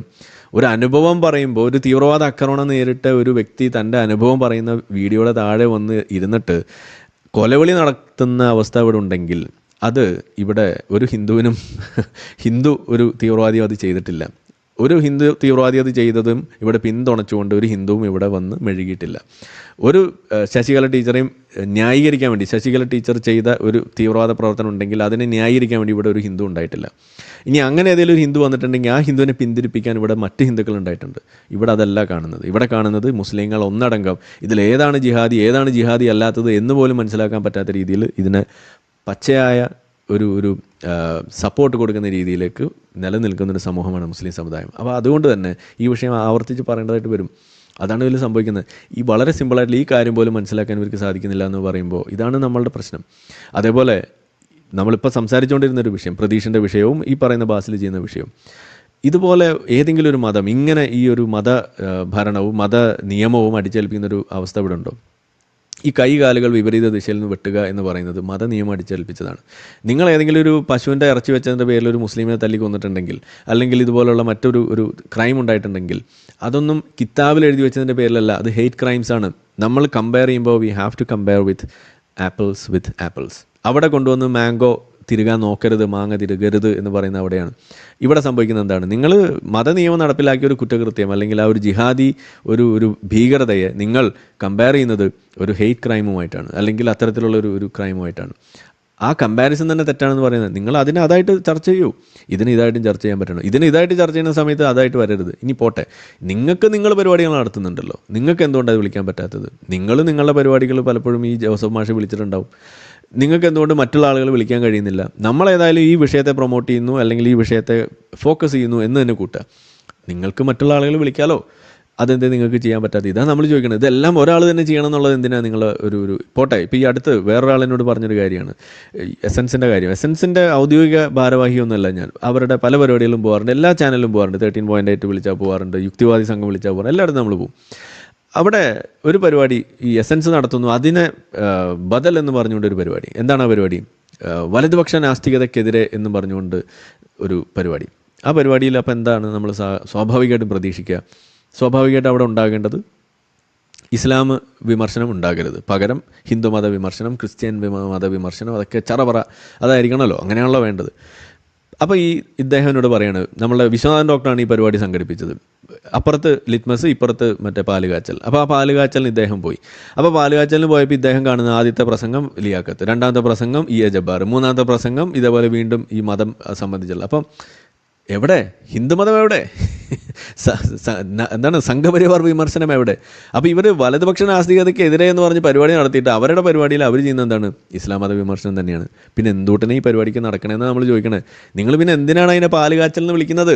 അതിനെയും ഈ താലികെട്ട് നിങ്ങൾ വിളിച്ചാൽ പോരെ? അപ്പോൾ നമ്മൾ താലികെട്ട് നടത്തുമ്പോൾ അത് താലികെട്ട് പ്രശ്നമാണ്, വലതുപക്ഷ നാസ്തികതയാണെന്ന് പറഞ്ഞിട്ട് നിങ്ങൾ പാല് കാച്ചാൻ പോകണമെന്ന് പറഞ്ഞിട്ട് പിന്നെ നിങ്ങൾ പാലുകാച്ചലിൻ്റെ ഇടയിൽ ഈ താലികെട്ട് നടത്തുന്നത് എന്തിനാ എന്നാണ് നമ്മൾ ചോദിക്കണേ. ഇത് നിങ്ങളുടെ തന്നെ വേദിയിൽ നിങ്ങളെ വിശ്വസിച്ച് ചെന്ന് അവിടെ ചെന്ന് കണ്ട ഈ ഇരട്ടത്താപ്പും നിങ്ങൾ ചെയ്യുന്ന ഈ പോക്കരിത്തരം കണ്ട് തുറന്നു പറഞ്ഞ ആൾ പറഞ്ഞ കാര്യമാണ് നിങ്ങളോട് ഇപ്പോൾ ഞാൻ പങ്കുവെക്കുന്നത്. നിങ്ങൾ തന്നെ സ്വയം പരിശോധിക്കാം. അപ്പോൾ ഈ പറയുന്ന തരത്തിലുള്ള ഈ സംഗതികൾ, ഈ മോറൽ ഗ്രാൻഡ് സ്റ്റാൻഡിങ്ങും ഈ പറയുന്ന അനാവശ്യമായിട്ടുള്ള ഈ പിന്നാലെ കൂടലും ഒന്ന് അവസാനിപ്പിച്ചിട്ട് എടുക്കാനുള്ള പണികൾ എടുക്കുക. ഇവിടെ വലിയ ലക്ഷ്യങ്ങളുണ്ട്. ആ ലക്ഷ്യങ്ങൾക്ക് വേണ്ടി മുന്നോട്ട് വരാൻ നിങ്ങളെ കൊണ്ടാവണം ചെയ്യുക, നമ്മളെ കൊണ്ടാവണം ചെയ്യുക. ഇത് കൂട്ടമായിട്ടുള്ള ഒരു പ്രവൃത്തിയാകുമ്പോൾ അതിൻ്റെ ഔട്ട്കം ഒരു കമ്പൈൻഡ് ഔട്ട്കമായിട്ട് മാറും. അങ്ങനെയാണത് വരിക. അല്ലാതെ എല്ലാവരും ഒരേ സാധനം ചെയ്യുക എന്നുള്ളതല്ല ഇതിൻ്റെ ഒരു രീതി എന്ന് പറഞ്ഞാൽ. ഇത് മനസ്സിലാക്കാൻ എന്താ ഇത്ര ബുദ്ധിമുട്ടെന്നാണ് എനിക്ക് പിടിയിട്ടാത്തത്. ഇതൊരു ഡിവിഷൻ ഓഫ് ലേബർ എന്നൊക്കെ നമ്മൾ വിളിക്കാറുള്ളത് പോലെ ഇതൊരു ആക്ടിവിസമാണ്. ആക്ടിവിസം നമ്മൾ ഡിവൈഡ് ചെയ്ത് ചെയ്യുക. എല്ലാവരും ഒരേ സാധനം, എല്ലാവരും കണക്ക് പഠിപ്പിച്ചുകൊണ്ടിരിക്കണ്ടല്ലോ. നിങ്ങൾ കണക്ക് പഠിപ്പിക്കൂ, നമ്മൾ ഇംഗ്ലീഷ് പഠിപ്പിക്കുന്നു, മലയാളം പഠിപ്പിക്കുന്നു, എല്ലാം പഠിപ്പിക്കുക. അങ്ങനെ വരുമ്പോഴല്ലേ ഈ വിദ്യാഭ്യാസം പൂർണ്ണമാവുക. എന്ന് പറഞ്ഞ മാതിരി ഇതെല്ലാവരും ഓരോരുത്തർ പറ്റുന്നത് ചെയ്യുക, മുന്നോട്ട് പോവുക. ഇതാണ് വേണ്ടത്. ഇപ്പോൾ പുതിയ ചില സംഘടനാ രീതികൾ വരുന്നുണ്ട്. അത് സംഘടന രൂപീകരിക്കുന്നു. പക്ഷേ നമ്മൾ ഈ എഡ്യൂക്കേഷൻ ഇങ്ങനെയുള്ള പരിപാടികൾ അതൊക്കെ എസൻസ് ചെയ്യട്ടെ, അല്ലെങ്കിൽ അവർ ചെയ്യട്ടെ, ഇവർ ചെയ്യട്ടെ. പക്ഷെ നമ്മൾ നിയമപരമായിട്ടുള്ള സംഗതികൾ, സപ്പോർട്ട്, ഇതുപോലുള്ള കാര്യങ്ങൾക്ക് വേണ്ടി മുന്നോട്ട് വരിക എന്നുള്ള ചില രീതിയിൽ ഇന്നിപ്പോൾ പുതിയ ചില സംഘടനാ രൂപങ്ങൾ വരുന്നു. നല്ല കാര്യമാണ്. അതായത് സോഷ്യൽ മീഡിയയിലൂടെ ഉണ്ടാകുന്ന പ്രശ്നങ്ങളുടെ പേരിൽ ആളുകൾക്ക് ഉണ്ടാകുന്ന നിയമക്കുരുക്കുകൾ അത് നേരിടാൻ വേണ്ടിയുള്ള നിയമസഹായം കൊടുക്കാൻ വേണ്ടിയുള്ള രീതി. ഇപ്പോൾ NRCയുടെ കാര്യം പറയുകയാണെങ്കിൽ നമ്മൾ ആ വീട് പണിത് കൊടുക്കുന്നു ഒരു വ്യക്തിക്ക് വേണ്ടിയിട്ട്. അതിൻ്റെ പടവ് തുടങ്ങി അതിൻ്റെ ജനൽക്കട്ടിലേക്ക് ഓർഡർ ചെയ്ത് വന്നു. അതിൻ്റെ ആ ലിൻഡൽ വരെയുള്ള ഒരു പണി ഈ അടുത്ത് തന്നെ തീരും. അധികം നാളുണ്ടാവില്ല. അത് കഴിയുമ്പോൾ വാർപ്പ് വരും. നമ്മൾ വീണ്ടും വരുന്നുണ്ട് വരുന്നുണ്ട് നിങ്ങളുടെ അടുത്തേക്ക് പിരിവിനായിട്ട്. നമ്മളന്ന് വന്ന ചില പദ്ധതികളൊക്കെ വന്ന് അത് വിചാരിച്ച പോലെ ഒന്നും മുന്നോട്ട് പോയിട്ടില്ല. അപ്പോൾ നമ്മൾ പഴയ ആ പദ്ധതി തന്നെ മുന്നോട്ട് പോവുകയാണ്. അപ്പോൾ അങ്ങനെയുള്ള കാര്യങ്ങൾ, അപ്പോൾ അതിൻ്റെ ചില കാര്യങ്ങളുണ്ട്. അപ്പോൾ ഞാൻ പറഞ്ഞു വന്നത്, ഇങ്ങനെ ഓരോ ആളുകളെ കൊണ്ട് ചെയ്യാൻ പറ്റുന്ന കാര്യങ്ങൾ ചെയ്ത് മുന്നോട്ട് പോകും. NRCയുടെ ഒരു ഇന്നിപ്പോൾ ചെയ്തുകൊണ്ടിരിക്കുന്ന ഒരു കാര്യമാണ് ഈ പറയുന്നത്. അതേപോലെ ഈ നിയമ സംവിധാനം, അതിൻ്റെ ഇപ്പോൾ ജാഫർ ചളിക്കോടിനൊക്കെ ഉണ്ടായിട്ടുള്ള നിയമ പ്രശ്ന കുരുക്കുകൾ കണ്ടിട്ടുണ്ടാവും. ഞാൻ ഫേസ് ചെയ്യുന്ന കുരുക്കുകൾ, ഇപ്പോൾ എൻ്റെ കേസ് കഴിഞ്ഞ ദിവസം ഉണ്ടായിരുന്നു. അപ്പോൾ അങ്ങനെയുള്ള ഓരോ വിഷയങ്ങൾ വരുമ്പോഴും നമ്മൾ ഇതിനൊക്കെ ആളുകൾ വേണം, പണം വേണം, എല്ലാം ഇതിൻ്റെ പിന്നാലെ ചിലവഴിക്കേണ്ട കാര്യങ്ങൾ. ഓരോ കേസിനും ചിലവാണ്. ഇതിപ്പോൾ എൻ്റെത് മാത്രമല്ല, ഓരോ ആളുകൾക്കും ഇത് ചെയ്യേണ്ടി വരികയാണ്. അങ്ങനെ ഓരോരോ വിഷയങ്ങളായിട്ട് മുന്നോട്ട് പോവുകയാണ്. ഇതിൻ്റെ ഇടയിലൂടെ ചില ആളുകൾക്ക് സാമ്പത്തികമായിട്ടുള്ള ബുദ്ധിമുട്ടുകൾ ഉണ്ടാകുമ്പോൾ അത് സഹായിക്കേണ്ടതായിട്ട് വരും. എല്ലാത്തിനും നമുക്ക് പിരിവെടുക്കാൻ കഴിയില്ല. അപ്പോൾ നമ്മളെ കൊണ്ടാവുന്ന രീതി, നിങ്ങൾ എനിക്ക് എന്തെങ്കിലും ഡൊണേഷൻ തരുന്നുണ്ടെങ്കിൽ അതിൻ്റെ ഒരു ഭാഗം ഞാൻ ഇവർക്ക് കൊടുക്കുകയാണ്. അങ്ങനെയാണ് ഇത് മുന്നോട്ട് പോകുന്നത്. അപ്പോൾ അത് നിങ്ങളൊന്ന് ഓർമ്മിപ്പിക്കുകയാണ്, അല്ലെ അറിയിക്കുകയാണ്. ഇങ്ങനെയാണ് ഇതിൻ്റെ കാര്യങ്ങൾ മുന്നോട്ട് പോകുക. എല്ലാത്തിനും നമുക്കിങ്ങനെ ഒരു സംവിധാനങ്ങൾ ഓരോന്നോരോന്നായിട്ട് ഉണ്ടാക്കിക്കൊണ്ട് പോകുക എന്നുള്ളതാണ് നമ്മുടെ മുന്നിലുള്ള വഴി. ഇപ്പോൾ ഒരു കാര്യം ഞാനിവിടെ നിങ്ങളുടെ മുന്നിലേക്കൊന്ന് വെക്കുന്നത്, നമ്മളെ ചാനൽ കഴിഞ്ഞ കുറച്ച് നാളുകൾക്ക് മുന്നേ, ദിവസങ്ങൾക്ക് മുന്നേ, നമ്മളുടെ തുർക്കു എന്ന് പറയുന്ന ഒരു ടർക്കിഷ് ആയിട്ടുള്ള ഒരു പെൺകുട്ടി ഇസ്രായേലിൽ വന്ന് പഠിക്കുന്നു. അവിടെ പെട്ടുപോയി. അവിടുന്ന് ഇസ്രായേലിനോടൊപ്പം നിന്നു. അതിൻ്റെ പേരിൽ നാട്ടിലേക്ക് ചെല്ലാൻ പറ്റാത്ത അവസ്ഥയും കുറച്ച് സാമ്പത്തികമായിട്ടുള്ള പഠിക്കാനൊക്കെയുള്ള ബുദ്ധിമുട്ടൊക്കെ കാണിച്ചുകൊണ്ട് നമ്മളടുത്ത് വന്നതിനെക്കുറിച്ചും അവരുടെ അനുഭവമൊക്കെ പങ്കുവെച്ചതൊക്കെ നിങ്ങൾ കേട്ടിട്ടുണ്ടാവും. അപ്പോൾ ആ വീഡിയോ നിങ്ങൾ ഓർക്കുന്നുണ്ട്. അപ്പോൾ ആ കുട്ടിയുടെ പഠനം അത് ചെറിയൊരു ബുദ്ധിമുട്ടിലാണെന്നാണ് അറിയാൻ കഴിയുന്നത്. അപ്പോൾ അവരൊരു ഫണ്ട് റൈസിങ് നടത്തിയിട്ടുണ്ട്. ഈ വീഡിയോ നമ്മളെ ചാനലിൽ കിടപ്പുണ്ട്. സയനിസ്റ്റ് ഹോസ്റ്റും സയനിസ്റ്റ് ഗസ്റ്റും തമ്മിൽ നടന്ന ഒരു ചർച്ചയാണ്. തുർക്കു ഒരു മുസ്ലിമാണ്, ഒരു ടർക്കിഷ് മുസ്ലിമാണ്. അപ്പോൾ അവർ ഈ പറയുന്ന ഇസ്രായേലിലേക്ക് വന്ന് താമസിക്കുന്നു, അവിടെ പഠിക്കുന്നു. അതിൻ്റെ ഭാഗമായിട്ട് ഈ വെസ്റ്റ് ബാങ്കിലുള്ള ആളുകളുമായിട്ടൊക്കെ ഇടപഴകുന്നതിൻ്റെയൊക്കെ ഭാഗമായിട്ട് അവർക്ക് ഉണ്ടായിട്ടുള്ള ആ ഒരു മാറ്റവും ഇതിനെക്കുറിച്ചുള്ള തിരിച്ചറിവിൻ്റെ ഭാഗമായിട്ട് അവർ ഇന്നൊരു സ്ട്രോങ് സയനിസ്റ്റായിട്ട് മാറിയിരിക്കുകയാണ്. അവരതിനെക്കുറിച്ച് പറയുകയാണ്. അവരുടെ നാട്ടിൽ നടക്കുന്ന ഈ വാർത്തകൾ വളച്ചൊടിക്കുന്നതൊക്കെ, ഇവർ മീഡിയ സ്റ്റുഡൻറ്റും കൂടിയാണ്. അപ്പോൾ ഇത് വളരെ കൃത്യമായിട്ട് അവർക്ക് കാണാൻ കഴിയുന്നു. അതിനെക്കുറിച്ചുള്ള കാര്യങ്ങളൊക്കെ പറയണ്ടേ. അപ്പോൾ അവരിപ്പോൾ ഒരു പഠിക്കാൻ വേണ്ടിയിട്ടുള്ള അവരുടെ ഒരു വർഷം കൂടി ഉണ്ടെന്നാണ് എൻ്റെ ഓർമ്മ.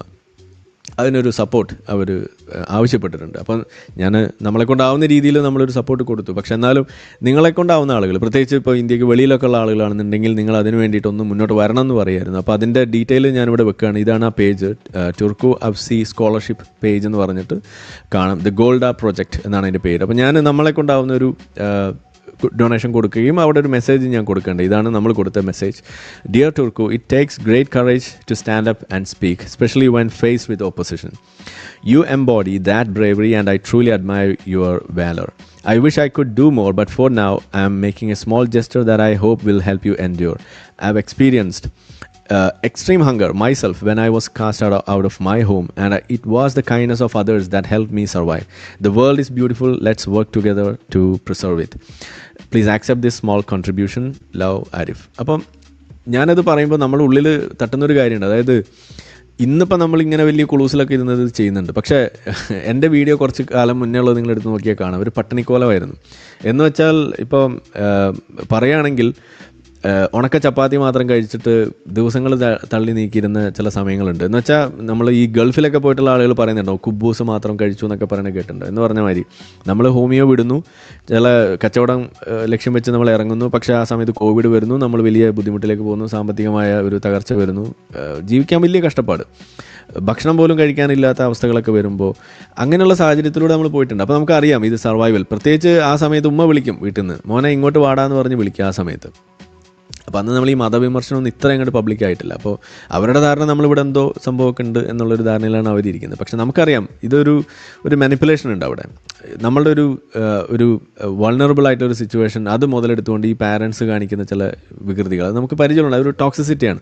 അപ്പോൾ അത് നമുക്ക് അനുഭവമുള്ളതുകൊണ്ട് നമ്മൾ ആ സാധനത്തിന് തലവെച്ച് കൊടുക്കാതെ നമ്മളുടെ രണ്ട് കാലിൽ നിൽക്കാൻ തന്നെ നമ്മൾ ശ്രമിക്കാൻ തീരുമാനിച്ചു. അതിനുവേണ്ടി മുന്നോട്ട് പോകുമ്പോൾ വലിയ ബുദ്ധിമുട്ടാണ്. അപ്പോൾ അങ്ങനെ ഉണ്ടാകുന്നൊരു സമയത്ത് ഇങ്ങനെ വിളിക്കും. വീട്ടിൽ പോയാൽ നമുക്ക് സുഖമാണ്. കാരണം ഇവിടെ ആളുകൾ ചോദിക്കാറുണ്ട്, എന്താണ് തള്ളയ്ക്ക് മരുന്ന് വാങ്ങാൻ പൈസ കൊടുക്കുക. അവർക്ക് പെൻഷൻ ഉണ്ട്. അവർ രണ്ടുപേരും സർക്കാർ ജീവനക്കാരായിരുന്നു. അവർക്ക് പെൻഷൻ വെച്ച് ജീവിക്കുന്ന ആളുകളാണ്. അവർക്കുള്ള പൈസ ഞാൻ കൊടുക്കേണ്ട കാര്യമൊന്നുമില്ല. അവരവിടെ ജീവിച്ചോളൂ. ഓക്കെ, അത് സർക്കാർ നോക്കുന്ന കാര്യമാണ്. ഇപ്പോൾ അവർ നമ്മളെപ്പോഴും പറയുന്ന കാര്യമാണ്, മക്കൾ നോക്കുമെന്ന് വിചാരിച്ചിട്ട് നിങ്ങൾ ഒരു കാര്യം ചെയ്യാൻ നിൽക്കരുത്. നിങ്ങളുടെ വാർദ്ധക്യത്തിൽ നിങ്ങൾക്ക് എന്തെങ്കിലും വേണമെന്നുണ്ടെങ്കിൽ അത് നിങ്ങളിപ്പോൾ ഉണ്ടാക്കുക. അതിന് വേണ്ട പണി ഇപ്പോൾ ചെയ്യുക. വല്ല മ്യൂച്വൽ ഫണ്ടിൽ ഇൻവെസ്റ്റ് ചെയ്യുകയോ അതുപോലെയൊക്കെ ചെയ്ത് അതിനുള്ള ആ പണി നിങ്ങളെടുക്കുക. നിങ്ങൾക്ക് അധ്വാനിക്കാൻ പറ്റുന്ന കാലത്ത് നിങ്ങളത് ചെയ്തു വെക്കുക. ഇതെല്ലാം വേറൊരാളുടെ തലയിൽ കിട്ടുകൊടുത്തിട്ട് രക്ഷപ്പെടാവുന്ന ഒരു കുറുക്ക് വഴി തേടുന്ന ഒരു പ്രവണത നമ്മുടെ സമൂഹത്തിൽ പൊതുവേ ഉണ്ട്. അതല്ല അതിൻ്റെ രീതി. ഓക്കെ, അപ്പോൾ അതുകൊണ്ട് അപ്പോൾ എനിക്ക് വേണ്ട കാര്യങ്ങൾ ഞാനാണ് ചെയ്യുന്നത്. അത് നമ്മൾ തന്നെ പ്ലാൻ ചെയ്ത് നമ്മൾ മുന്നോട്ട് പോവുക, അതല്ലാതെ വേറെ വഴിയൊന്നുമില്ല. എന്ന് പറഞ്ഞ മാതിരി അവരത് ചെയ്തിട്ടുണ്ട്, അതുകൊണ്ട് അവർക്ക് പെൻഷൻ ഉണ്ട്, അവരവിടെ ജീവിച്ചോളും. അത് കണ്ട് നമ്മളിവിടെ കിടന്ന് വെറുതെ കൈ കാലിട്ട് അടിക്കേണ്ട കാര്യമല്ല. കോയമാരതും പറഞ്ഞ് ഇങ്ങോട്ട് എഴുന്നള്ളുക വേണ്ട, അവരോട് ജീവിച്ചോളും. പക്ഷെ ഞാൻ പറഞ്ഞത് ആ ഒരു സംഗതി വെച്ചിട്ട് നമ്മളുടെ ഒരു വൾണറബിലിറ്റി ഉണ്ടാകുമ്പോൾ അത് മുതലെടുക്കാം, അല്ലെങ്കിൽ അത് വെച്ചുകൊണ്ടൊരു മാനിപ്പുലേഷൻ അവിടെ ശ്രമിക്കുകയാണ്. എന്ന് വെച്ചാൽ നീ മതമൊക്കെ വിട്ടിങ്ങനെ നിന്നിങ്ങനെ കഷ്ടപ്പെടണം എന്തിനാ, നീ ഇവിടെ വരൂ, കലിമൻ ചൊല്ലി ഇവിടെ കൂടിക്കോ, നമ്മൾ നിങ്ങൾക്ക് തിന്നാൻ തരാം എന്ന് പറയുമ്പോൾ നമ്മൾ ആത്മാഭിമാനം വന്ന് സമ്മതിക്കില്ലായിരുന്നു. അപ്പം നമ്മളിവിടെ നിന്നു. പക്ഷേ പട്ടിണി കിടക്കുന്ന അവസ്ഥ വന്നപ്പോൾ ചില സുഹൃത്തുക്കൾ അന്ന് ഇങ്ങനെ ഫോണിൽ വിളിക്കും. നെറ്റ്വർക്കിംഗ് അത് വലിയ ഇമ്പോർട്ടൻ്റ് ആയിട്ടുള്ള കാര്യമാണ് നമ്മൾ പറയുന്നത്. അങ്ങനെ ആ ഒരു നെറ്റ്വർക്കിങ്ങിൻ്റെ ഭാഗമായിട്ട് പലപ്പോഴും ചില ആളുകളോട് സംസാരിച്ചപ്പോൾ നമ്മളെ സംസാരത്തിൽ നിന്ന് ചില കാര്യങ്ങൾ മനസ്സിലാക്കിയിട്ട് ആൾ നമ്മളോട് പറയാതെ നമ്മളുടെ ഗൂഗിൾ പേയിലേക്ക് ഇങ്ങനെ പൈസ ഇട്ട് തരുന്ന ഒരവസ്ഥ എന്നിട്ട് പറയും. അപ്പോൾ അത് കാണുമ്പോൾ നമുക്കുണ്ടാകുന്നൊരു ഒരവസ്ഥയാണ്. കാരണം നമുക്കൊരാളോട് ചോദിക്കുക, ഒരു മെച്യൂരിറ്റി എന്ന് പറയുന്ന ഒരു സംഗതിയാണ്. നമുക്കൊരു ബുദ്ധിമുട്ടുണ്ടെങ്കിൽ അതൊരു ആവശ്യമുണ്ടെന്ന് നമുക്ക് ചോദിക്കാൻ കഴിയുക എന്ന് പറയുന്നത് തന്നെയാണ് ഒരു വലിയൊരു മെച്യൂരിറ്റി. അതുപോലെ നമുക്ക് സാധിക്കാത്ത ചില അവസരങ്ങൾ വരും. നമ്മളുടെ ആത്മാഭിമാനം നമ്മളെ അനുവദിക്കില്ല, അല്ലെങ്കിൽ നമ്മളുടെ അവസ്ഥകൾ നമ്മളെ അനുവദിക്കില്ല, പല കാരണങ്ങളുണ്ടാവാം. പക്ഷേ അന്ന് ഇത്തരത്തിലുള്ള ചില കൂട്ടുകാർ അവർ നമ്മളെ അവസ്ഥ കണ്ടറിഞ്ഞ് അങ്ങനെ ചെയ്യുമ്പോൾ അന്ന് ഞാനിപ്പോഴും ഓർക്കുകയാണ്. അന്ന് ആഴ്ചകളോളമായിട്ട് ഈ പറയുന്ന ഉണക്ക ചപ്പാത്തി തിന്നുകൊണ്ടിരിക്കുമ്പോൾ, പച്ചവെള്ളം ഉണക്ക ചപ്പാത്തി, വേറെ ഒന്നുമില്ല, ഇങ്ങനെ കഴിച്ചുകൊണ്ടിരിക്കുക. 3 നേരം ഇത് തന്നെയാണ്, ഓരോരോ ചപ്പാത്തി വെച്ചിട്ട്. ചീപ്പായിട്ട് ചപ്പാത്തി കിട്ടുന്ന ഒരു സ്ഥലം ഉണ്ടായിരുന്നു. സ്ഥലം എവിടെയാണെന്ന് ഞാൻ പറയുന്നില്ല. അപ്പോൾ അങ്ങനെ കഴിക്കുമ്പോൾ ഇത് ഇങ്ങനെ വന്നപ്പോൾ അന്ന് ഞാൻ ചെയ്ത കാര്യം, അന്ന് അപ്പം തന്നെ 2 ബിരിയാണിയാണ് ഒറ്റയിരിപ്പിന് ഞാൻ തിന്നത്. ഇതാണ് അന്നത്തെ വിശപ്പിൻ്റെ കാഠിന്യം എന്ന് പറയുന്നത്. അപ്പോൾ നമുക്കറിയാം, നിങ്ങളൊരു റംസാനിലും നോമ്പെടുത്താൽ ഈ വിശപ്പ് എന്താണെന്ന് നിങ്ങളറിയില്ല. അതിന് യഥാർത്ഥ വിശപ്പ് അറിയണം. ആടുജീവിതത്തിൻ്റെ ഒരു വിശപ്പ് എന്നൊക്കെ വേണമെങ്കിൽ നിങ്ങൾക്ക് ഊഹിക്കാം, അത്രയ്ക്കൊന്നും ഇല്ലെങ്കിലും. പക്ഷേ ഇതാണ് യഥാർത്ഥത്തിലുള്ള മനുഷ്യൻ്റെ അവസ്ഥ എന്ന് പറയുന്നത്. നമ്മൾ ചില അവസ്ഥകൾ പെട്ടുപോകുമ്പോഴേ നമുക്കത് മനസ്സിലാവുള്ളൂ. അപ്പോൾ ഇതൊക്കെ നമ്മൾ തരണം ചെയ്ത് ഇന്ന് നമ്മൾ എത്തി നിൽക്കുന്നുണ്ടെങ്കിൽ അതിന് നമ്മളെ സർവൈവ് ചെയ്യാൻ ഹെൽപ്പ് ചെയ്ത് എന്താണ്? ഏറ്റവും കൂടുതൽ ഹെൽപ്പ് ചെയ്ത സംഗതി എന്ന് പറയുന്നത് നമ്മളൊരാളെയും പറ്റിച്ചിട്ടില്ല എന്നതിൻ്റെ പേരിൽ നമുക്ക് കിട്ടുന്ന ഒരു അപ്രൂവലുണ്ട്. നമ്മളെ ആളുകൾ വിശ്വസിക്കുന്നു, ആളുകൾ വിശ്വസിക്കുന്നു. ആ വിശ്വാസം ആണ് ഒരു പ്രധാനപ്പെട്ട ഒരു കാര്യം. അതൊരു ദൈവത്തിലും വിശ്വസിച്ചാൽ നിങ്ങൾക്ക് കിട്ടില്ല. ഇത് ദൈവങ്ങൾ നിങ്ങളെ രക്ഷിക്കാനും വരില്ല. ഒന്നത്. 2, ഈ നെറ്റ്വർക്കിംഗ്, നമ്മൾ ആളുകളെ പരിചയപ്പെടുന്നു, സംസാരിക്കുന്നു, അതിൻ്റെ ഭാഗമായിക്കൊണ്ട് നമുക്ക് കിട്ടുന്ന ആ ഒരു നെറ്റ്വർക്കിലൂടെ അത് സംഭവിച്ചു.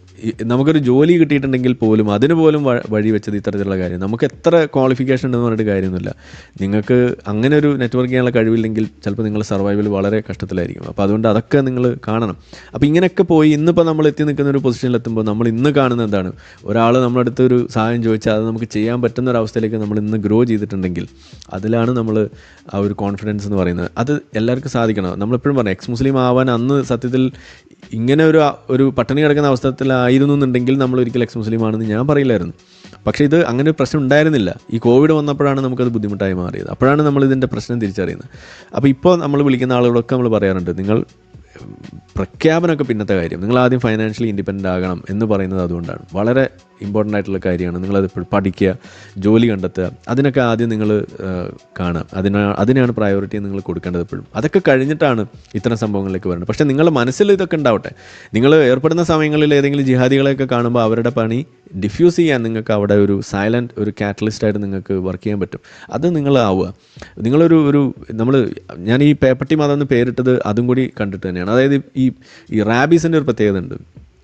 റാബീസിൻ്റെ പ്രത്യേകത എന്ന് പറഞ്ഞു കഴിഞ്ഞാൽ അത് ഒരു സൂണോട്ടിക് ഡിസീസാണ്. അതായത് ആനിമൽ ടു ആനിമൽ, അങ്ങനെയാണ് അത് പകരുക. അപ്പോൾ ആനിമൽസിൽ നിന്നാണ് നമുക്ക് കിട്ടുക.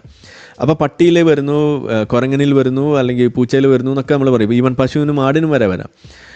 പക്ഷേ ഇതിനൊക്കെ വന്നു കഴിഞ്ഞാൽ എന്താ സംഭവിക്കുക? പട്ടിക്ക് വന്നാൽ പട്ടി അടുത്ത പട്ടിക്ക് കൊടുക്കുന്നു, അങ്ങനെ പോകും. അതേസമയം മനുഷ്യനിൽ വന്നു കഴിഞ്ഞാൽ മനുഷ്യൻ ഈ റാബീസ് വൈറസിൻ്റെ ഡെഡ് എൻഡാണ്. അതാണ് ഈ പറയുന്ന റാബീസിൻ്റെ ഒരു പ്രത്യേകത എന്ന് പറയുന്നത്.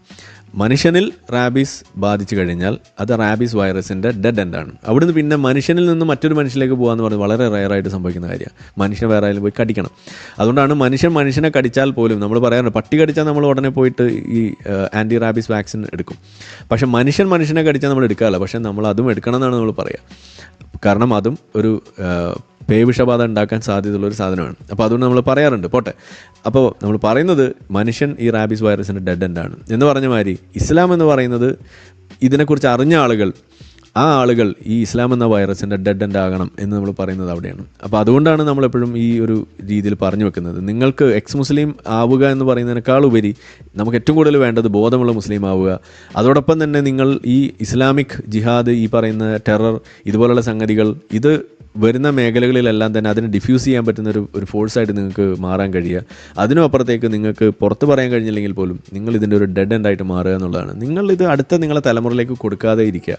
ഇതാണ് അതിൽ ചെയ്യേണ്ടത്. ഏറ്റവും മിനിമം ചെയ്യാൻ പറ്റുന്ന കാര്യമാണ്. അത് തന്നെ വലിയ കാര്യമാണ്. സമൂഹത്തോട് ചെയ്യാൻ നിങ്ങൾക്ക് കഴിയുന്ന ഏറ്റവും എന്താ പറയുക, എന്താണ് നോ ചാരിറ്റീസ് ടു സ്മോൾ എന്ന് നമ്മൾ പറയാറുണ്ട്. എന്ന് പറഞ്ഞ മാതിരി ആ പ്രവൃത്തി പോലും നിങ്ങൾക്ക് ചെറുതാണെന്ന് പോലും നിങ്ങൾക്ക് വിളിക്കാൻ കഴിയില്ല. അത്രമാത്രം ഇമ്പാക്റ്റാണ് അതിനുണ്ടാവുക എന്നുള്ളതാണ്. അപ്പോൾ പറഞ്ഞു വന്നത് ഇങ്ങനെയൊക്കെ ചെയ്യാൻ കഴിയുന്നു. അപ്പോൾ അത്തരം സമാനമായ ഒരു അവസ്ഥയിലൂടെ അല്ലെങ്കിൽ പോലും അതിൻ്റെ പഠിക്കുക എന്നുള്ളത്, പ്രത്യേകിച്ച് ഇസ്രായേൽ പഠിക്കുക എന്ന് പറയുമ്പോൾ വലിയ ചിലവുള്ളൊരു കാര്യമായതുകൊണ്ട് അവർക്ക് അതിനുള്ളൊരു സപ്പോർട്ട് കൊടുക്കുക എന്നുള്ളതാണ് നമ്മളിവിടെ ലക്ഷ്യം വെക്കുന്നത്. അപ്പോൾ അതിന് വേണ്ടിയിട്ട് നിങ്ങൾ പറ്റുന്ന ആളുകൾ മുന്നോട്ട് വരിക. അതിന് വേണ്ടിയിട്ടുള്ള വഴികൾ ഇവിടെ ഉണ്ട്. ഈ QR കോഡ് ഇത് നിങ്ങൾക്ക് സ്കാൻ ചെയ്ത് കഴിഞ്ഞാൽ ആ വെബ് പേജിലേക്ക് പോകാം. നിങ്ങളാലാവുന്ന എന്തെങ്കിലും ഒരു കോൺട്രിബ്യൂഷൻ, പറ്റുമെങ്കിൽ ഒരു ചെറിയ കോൺട്രിബ്യൂഷൻ ആണെങ്കിൽ അത് മന്ത്ലി കൊടുത്തുകൊണ്ട് പലതുള്ളി പെരുവെള്ളം എന്ന രീതിയിലേക്ക് അതിനെ മാറ്റാൻ നിങ്ങൾക്ക് സാധിച്ചാൽ ആ കുട്ടിക്ക് വലിയൊരു ഉപകാരമായിരിക്കും. നമ്മളോട് പേഴ്സണലി തന്നെ അത് പറഞ്ഞതുകൊണ്ടുകൂടിയാണ് ഞാനിവിടെ ഇങ്ങനെ പറയുന്നത്. അവർക്ക് വലിയ ഒരു ബുദ്ധിമുട്ടിലാണ് എന്ന് പറഞ്ഞിട്ടുണ്ട്. അവർക്കിങ്ങനെ ഒന്ന് പറയാനൊരു ബുദ്ധിമുട്ട് കാണുമല്ലോ. അപ്പോൾ എന്തായാലും നിങ്ങൾ പറ്റുന്നത്ര ആളുകൾ അതിനു വേണ്ടി ഒന്ന് ശ്രമിക്കണം എന്ന് ഞാനൊന്ന് ഓർമ്മിപ്പിക്കുകയാണ്. അപ്പോൾ ഏതായാലും അതും കൂടി ഒന്ന് പറഞ്ഞ് ഇവിടെ ഞാൻ നിർത്തുകയാണ്. നമ്മളെ വീഡിയോ കണ്ടുകൊണ്ടിരിക്കുന്ന ആളുകൾ ചാനൽ സബ്സ്ക്രൈബ് ചെയ്തിട്ടില്ല എന്നുണ്ടെങ്കിൽ അത് ചെയ്ത് നമ്മൾ സപ്പോർട്ട് ചെയ്യുക. മറ്റു രീതിയിൽ സപ്പോർട്ട് ചെയ്യാൻ ആഗ്രഹിക്കുന്ന ആളുകൾക്ക് അതിൻ്റെ ഡീറ്റെയിൽസ് ഡിസ്ക്രിപ്ഷനിലുണ്ട്. നിങ്ങളുടെ ഓരോ ലൈക്കും ഷെയറും അതുപോലെ കമൻ്റ് ഇടുന്നതും ഈ വീഡിയോ അതിൻ്റെ താഴെ വരുന്ന കമൻറ്റുകൾക്ക് നിങ്ങൾ പ്രതികരിക്കുന്നതെല്ലാം തന്നെ വീഡിയോയുടെ റീച്ച് കൂടുന്നതിന് വലിയ തോതിൽ ഉപകാരപ്പെടുന്ന സംഗതിയാണ്. അപ്പോൾ അതുകൊണ്ട് അതിൽ നിങ്ങൾ ഏർപ്പെടണം എന്നും കൂടി ഞാൻ അഭ്യർത്ഥിക്കുകയാണ്. മറ്റുള്ള രീതിയിലുള്ള സപ്പോർട്ട് തുടർന്നും നിങ്ങളുടെ ഭാഗത്തുനിന്നുണ്ടാവും എന്ന് പ്രതീക്ഷിക്കുന്നു.